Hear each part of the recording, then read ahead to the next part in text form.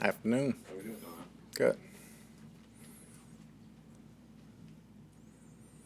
Now that you've had a chance to go back and look at the tape, was there anything else that jumped out at you? I know you mentioned you thought maybe the team was a little sluggish coming out of the bye.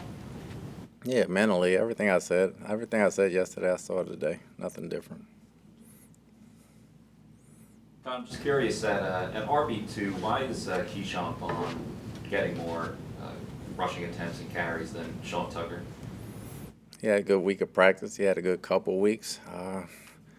Sean got a couple plays in the game. We want to see Keyshawn more. He's taking advantage of his opportunities. It'll probably flip-flop like that the entire season. We'll see.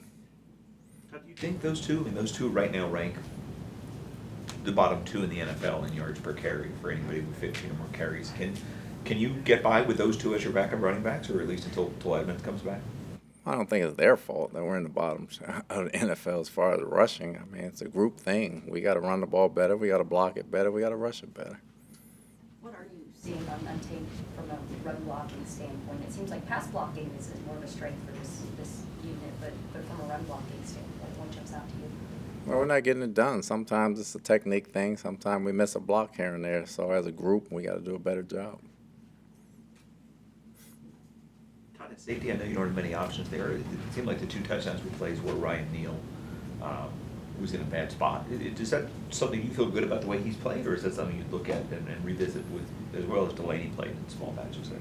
First touchdown, there were a lot of guys in bad spots, and that wasn't Ryan at all on the one he caught and ran about 20-something yards.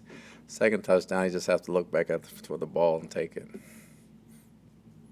How disappointed are you in just the offense in general? I mean, last year you guys actually were scoring more points. I know it's 5 games in, but 18 points a game is not going to win many games in this league. No, it's not, and we'll get better at it. I mean, like you said, it's 5 games in, and we had a clunker yesterday, no doubt about that. You want to score touchdowns in this league. We didn't score touchdowns, and we'll get better at it. We'll work at it, and we'll get better. Do you feel like you're running the offense like I would, the layman, you'd say Mike Evans, Chris Godwin are your 2 best players, but I'm not sure that all the targets are going to them. I know defense has something to do with that. Just are you featuring the right guys in terms of, like, you know, where the plays need to be designed for these guys? Well, it's easier said than done. You want to feature the right guys, but you also want to include everybody as well. I think we can expand on that, and we will. And then you got to watch the tape. What did you see from Kalijah Cansey in his? I know he played week 1, but the first time he got to play a full game. He's disruptive. He filled out the stat sheet. Some things he's got to work on, some rust he has to work off, but we like where he's at. He's very disruptive. The youth of this team, I think you had 13 rookies drafted yesterday. Is that, we talked about this in August, but in terms of getting impact all over the field, is that something that is encouraging for you when you think about how much they should, in theory, grow here over the course of the season? It's encouraging that they made the team and that we know they can play. You know, in preseason, you're not going to see half the stuff you see during the season, so they're going to have to go through some growing pains here and there and take a few lumps. We just got to make sure they understand what they're looking at and make sure they stay up from a physical standpoint during the season so they don't wear down. I know I asked you last night about the 4th and 2, the decision to punt there, and every coach kind of has their own personal rules as far as where they want to go, and these are split-second decisions. But for you, I don't know if you're willing to kind of share your thought process just in general when it comes to these 4th and short situations. You know, at what point in the game do you go for it? I know you had one when you were with the Jets, and I want to say it was like 7:30 left on the clock. Just kind of how you go through that decision-making process. I shared that yesterday. There's nothing else to add. Gotcha. Well, I know you shared it more specifically to that game. I didn't know. That's the only game that matters. Okay, thank you. You've said that you don't care whether you throw it 60 times or run it 60 times. So the one thing your offensive line has done well is pass protect. They're only giving up a sack a game. You know, part of that's Baker's ability to scramble and stuff like that. But that said, should that become more of a focal point if you can't run it very well or you're last in the league again? Should you do it a different way? Well, you don't want to hit your head up against a brick wall. Obviously, if they're stacking the box and they give you the pass play every time, you want to take the pass play. And I think we've been doing a good job at that. We can do a better job at it as far as that opening up the run game and us spreading them out a little bit more. And we're going to work on that this week. Did you expect to have, with a first-time play caller, which is what you hired, Right. that this was going to happen? This was inevitable. You've been a first-time play caller in this league way back when, I'm sure. that you just, we're gonna have to go through some growing pains with the coaches as well as a new offense and the players? Well, it's not just going to be for him the first time. It's going to be every year as a play caller, regardless whether you're first time or not. You're going to learn some things, and you're going to go through some things, and you're going to have some great games, and you're going to have some clunkers. We had a clunker yesterday.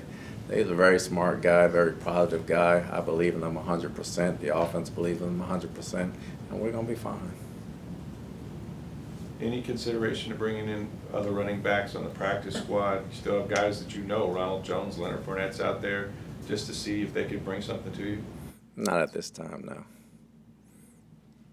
How big this week, you think about what you guys can do to give yourself some separation in the division. If you could get a win against the Falcons on Sunday, you'd have the head-to-head tiebreak with both teams that are kind of chasing you right now. I'm sure your team is aware of how much this game would mean. Well, this game is bigger than yesterday's game because it's a division game. Obviously, they're fighting for first. We're fighting for first. New Orleans fighting for first. It's early on, but anytime you get a divisional game, you want to win it. What did you see from Shaq Barrett yesterday? I know he was dealing with an illness throughout the week. Just your thoughts on how he was able to go out there and play. Shaq played hard. That was one of the better games I saw him play, especially in the run game. He played like he never missed a day. He played really hard. He played really well.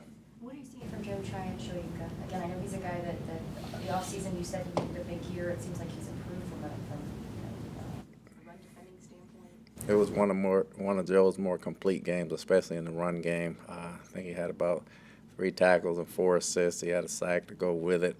He got his hands on the ball here and there. Joe played a very good ball game yesterday. I know we keep harping about the running game, but you put a lot of emphasis on getting a better running game this season, and it's actually taken a step backward. Is that befuddling to you somehow that it hasn't worked with the emphasis you put on it? Again, we're only 5 games in, and it's going to be a work in progress. If we put too much emphasis on it, they're going to take it away, and we got to throw it. So it's a lot of cat and mouse things. When you get behind, you got to throw it a little more. We weren't behind as much, but we were in some tight ball games, and it's going to develop into what we think it will. Is a lot of that scheme related, or the fact that you have new pieces and you're trying to get them to gel together? It's all inclusive. The scheme is the scheme. I think everybody's getting comfortable with the scheme, and as you get comfortable with it in the first season, you add on to it and go from there. I think we're in a good spot with it. We just got to start clicking. Do you feel like you're getting enough out of Robert Hainsey at center? He's had some good games. He has some plays he'd like to have back, but he's in there battling every day, and I think he's getting better. Philosophically, it seems like you guys have generally had 2 backs that are getting work in a game, and you really focus on those 2 backs. Is that by design right now, just to focus on the top 2 you have? Not really. It's by design. We try to get the third one in there, but situations take care of a lot of things, and what we have slotted for certain situations, obviously it goes another way, and we don't get that kind of time to get the other guy in there. From a vision standpoint, do you think your running backs are kind of where they need to be in terms of identifying those holes and everything, this new system? I mean, every week, I don't care if they were in the system 5 years, you can make a cut better, or you can make a run better, or you can block it better. That's going to be constant throughout. Okay, thank you. Yep. Thanks, Coach.